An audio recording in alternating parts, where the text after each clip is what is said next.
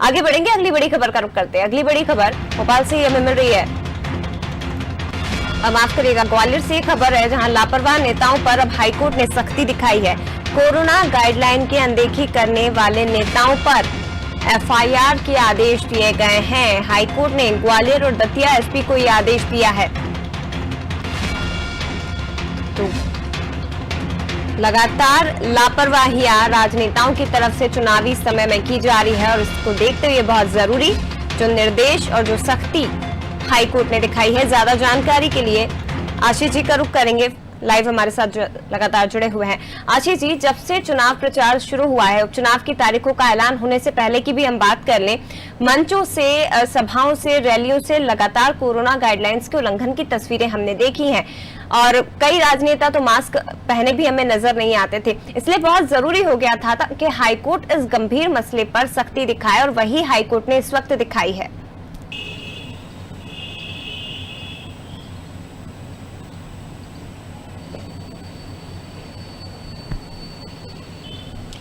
बिल्कुल, कोरोना संक्रमण काल चल रहा है, ऐसे में भारत निर्वाचन आयोग ने उपचुनाव की तारीखों का ऐलान भी किया है, लेकिन कोविड-19 के लिए जो गाइडलाइन जारी है उसका पालन करना भी बेहद जरूरी है, क्योंकि कोरोना एक ऐसी बीमारी है जो लगातार संक्रमण से फैलती जा रही है।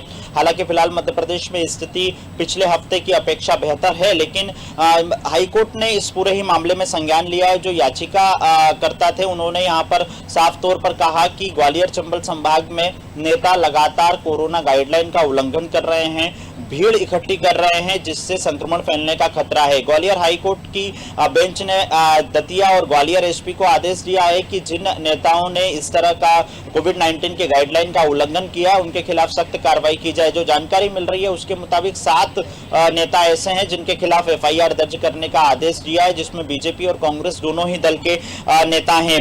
यहाँ पर मैं आपको बता दूं कि ग्वालियर हाईकोर्ट की बेंच के जस्टिस शील नागौर, जस्टिस राजीव कुमार श्रीवास्तव ने ये आदेश दिए हैं कि याचिकाकर्ता की रिपोर्ट से यह स्पष्ट होता है कि आईपीसी व आपदा प्रबंधन अधिनियम के तहत यह संज्ञेय अपराध है। ऐसे में आने वाले समय में हाईकोर्ट और सख्त रुख अख्तियार कर सकता है। इस तरह की याचिका दायर की जाती है या फिर हाईकोर्ट स्वतः भी इस पूरे ही मामले में संज्ञान ले सकता है। चूंकि कोरोना संक्रमण काल है, इसलिए लगातार हर स्तर पर यह अपील की जा रही है कि ज्यादा भीड़ इकट्ठी न करे, लेकिन उपचुनाव वाले क्षेत्रों में राजनेता अपनी पार्टी और अपने प्रत्याशी के वोट के लिए लगातार इन तमाम गाइडलाइन का उल्लंघन करते नजर आ रहे हैं।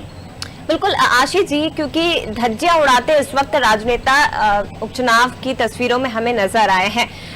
ये आपसे समझना चाहेंगे कि अपने आदेश में हाईकोर्ट की तरफ से और क्या कुछ कहा गया है, क्योंकि कई जगह पे जनप्रतिनिधियों के साथ अधिकारियों की भी लापरवाही हमें दिखाई देती है, तो क्या उनके खिलाफ भी इस मामले में एक्शन लिया जा सकता है?